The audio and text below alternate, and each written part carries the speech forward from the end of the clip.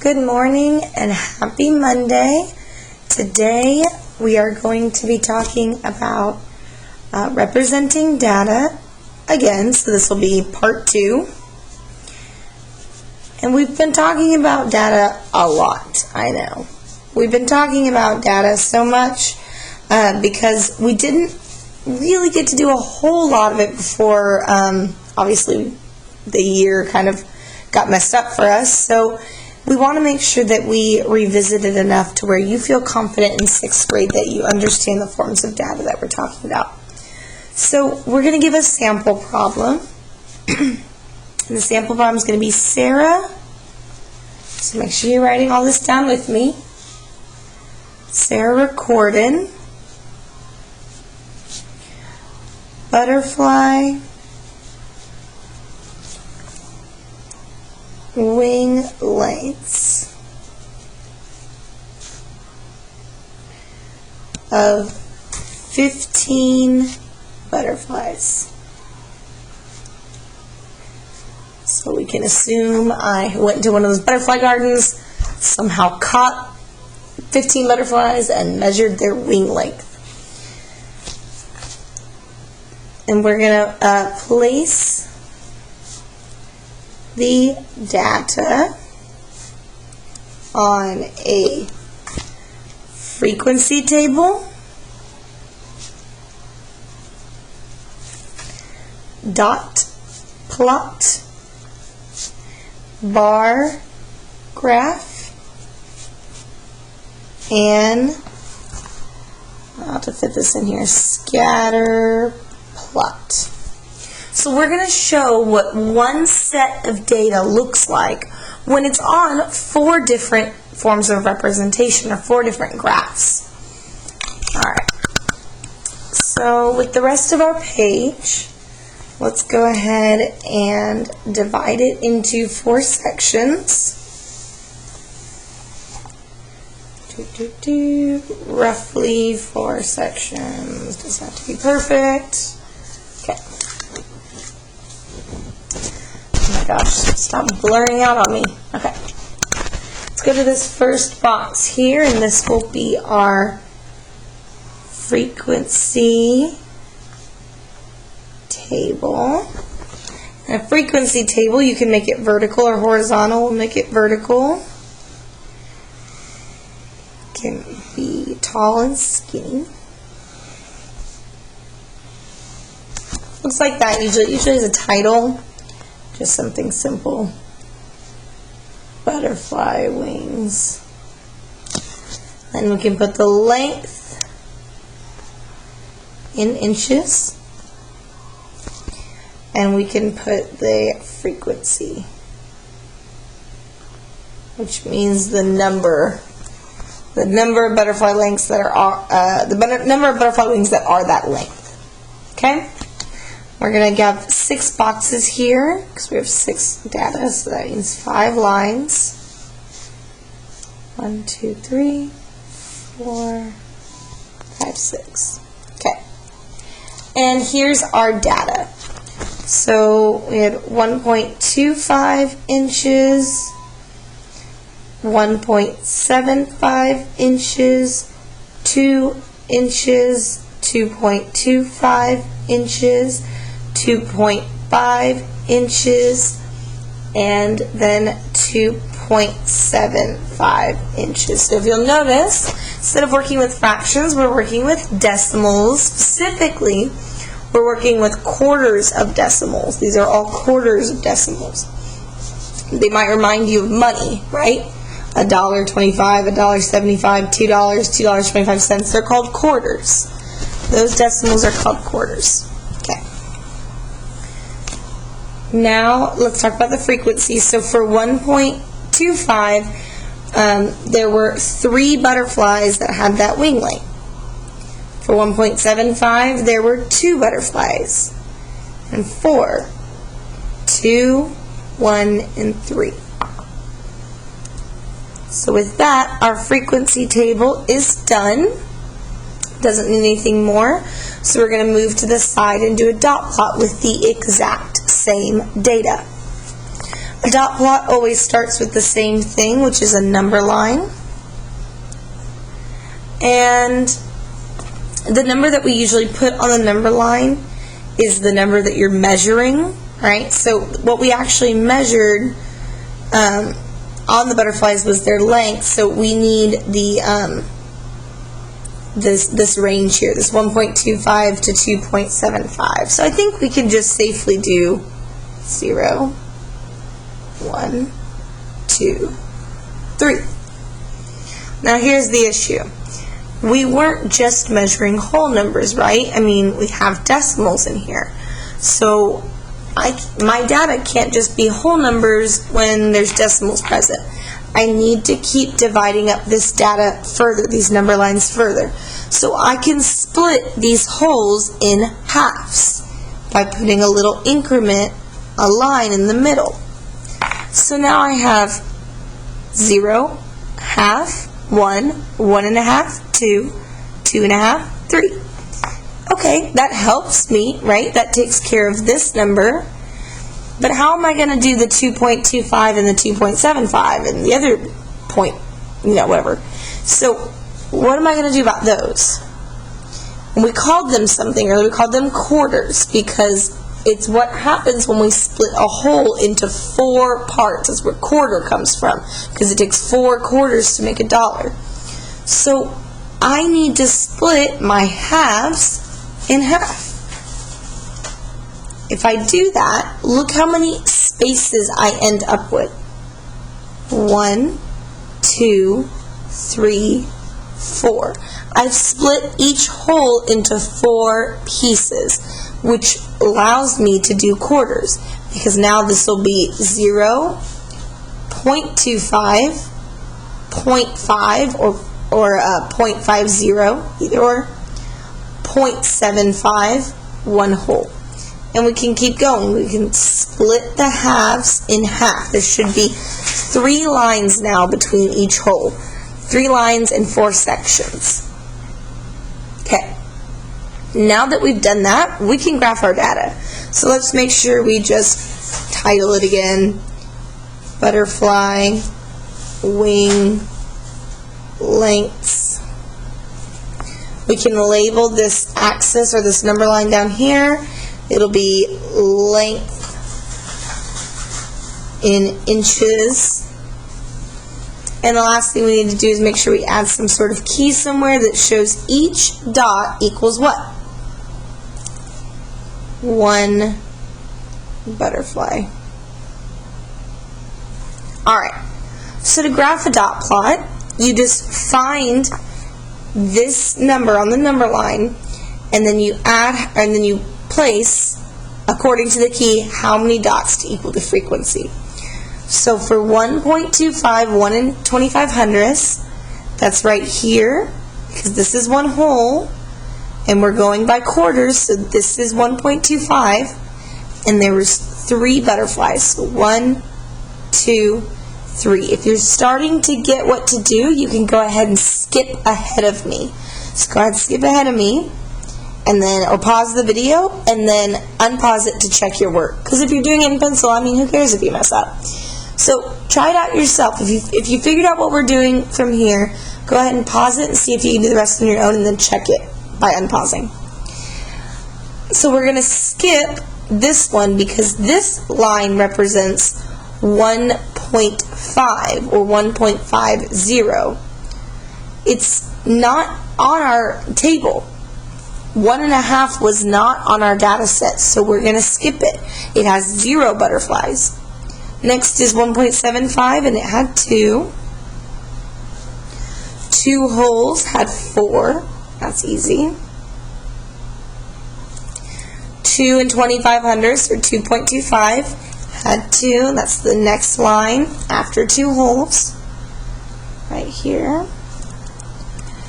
2.5, or 2.5, had 1, and then 2 and 75 hundredths, or 2.75, had 3.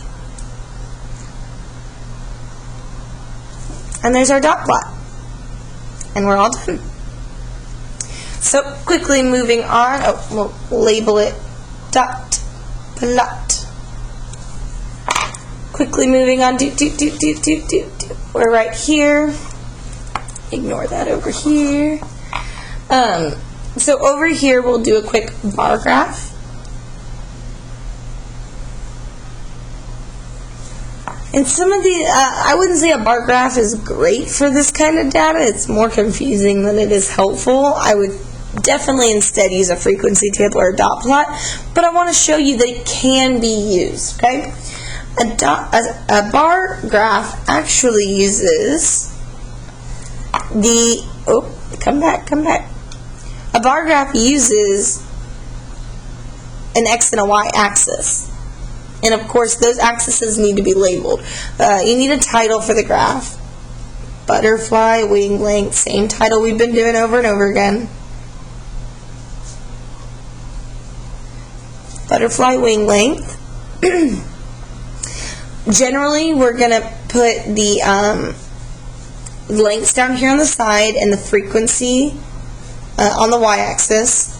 So frequency or number of butterflies means the same thing. Frequency or number of butterflies. Sorry, I wrote that so small. And then really we only go from 0 to 4. So if this is 0, 1, 2, 3, 4. And I know that I could have done that a lot more spaced out. But you get the idea. Okay. And then we just take this data. Sorry. Boop, boop, boop. We take this data, because the 1 through 4, the 0 through 4, is this stuff. And we put it on the y-axis. So now for the x-axis, we put this data. And we can just pretty much do it like it says, 1.25, 1.75, 2, 2.25, 2.5, and 2.75. A little bit longer. Okay. And a bar graph is pretty plain and simple. You just simply make bars that reach up to match the data. So for butterflies that had 1 and 25/100ths of an inch, how many butterflies had that? 3. According to your, I mean, you can't see it on my paper, but you can still see it on yours. According to your frequency table and your dot plot, there was 3. So this goes up to 3. And sometimes you can shade it in so it looks a little bit nicer, easier to see. Okay, how many butterflies had 1 and 75/100ths inch long wings? 2. We're just taking this data directly from the data we already made. 2 whole inches. 4.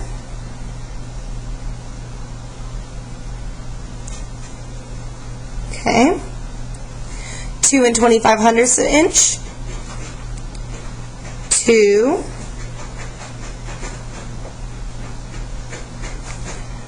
2 and a half inch, or 2.5 inch. That was only 1 butterfly. And then finally 2 and 75/100ths, or 2.75. And that was 3 butterflies.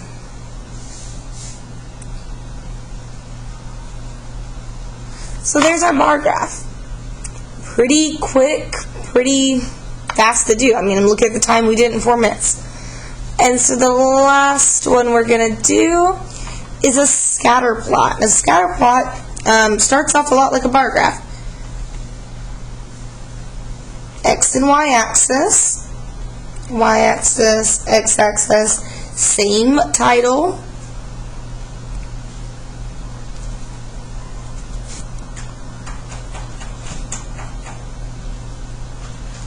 Same title, and actually same labels too.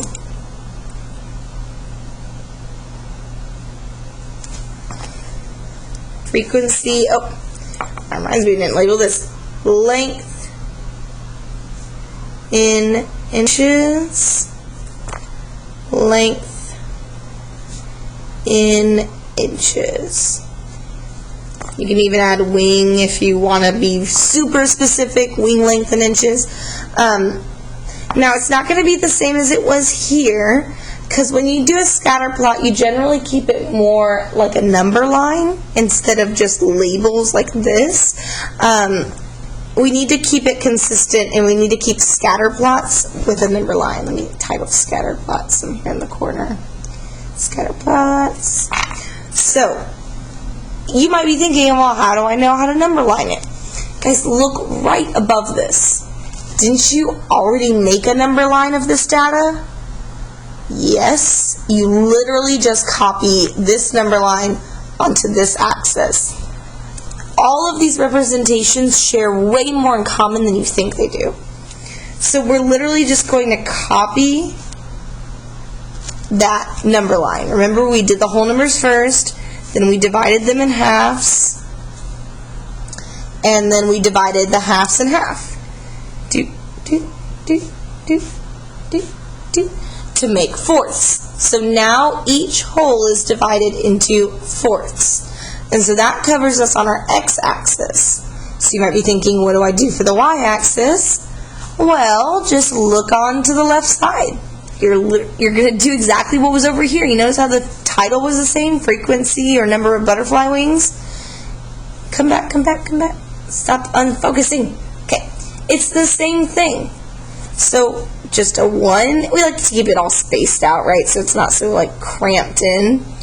A 1, 2, 3, and 4. 1, 2, 3, 4. And now scatter plot is going to use dots instead of like the bar graphs or anything.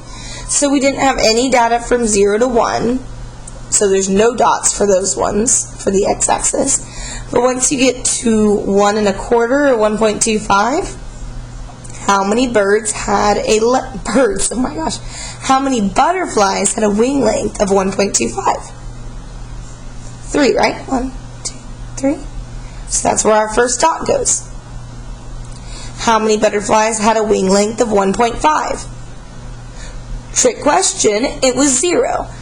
1.75, it was 2. Let's make sure it's right above it.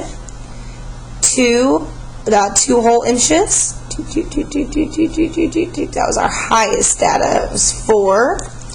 2.25 inches. That was 2. 2.5 inches. That was 1. And then finally 2 7/75 inch, or 2.75. And that was 3. And so there's your scatter plot. So now we've finished, and we have the same data shown on 4 different forms, 4 different representations. We have a frequency table, a dot plot, a bar graph, and a scatter plot. And the data looks really different on all 4 of these, but it's the same data. You could answer the same questions using either of these. And really, it didn't take all of that long to plot. I mean, we did 4 forms of data, 4 representations of data in 18 minutes, so it's pretty good.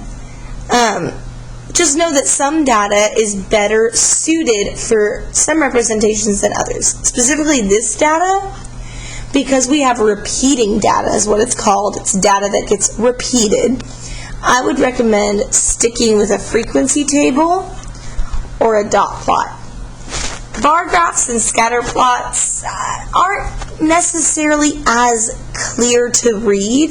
Like you don't pick up on the patterns as easily as you do with these two. When I read a frequency table and a dot plot, I'm seeing that like, oh, okay, most butterflies have an average of like 2 inches. 2 inches of wing. Like that's where the most of the butterflies had their data. But like it's a little harder to pick up that same thing here. It's definitely easier here with the repeating data, okay? That's it. Thank you for joining me on this Monday, and then I will see you guys later. Bye.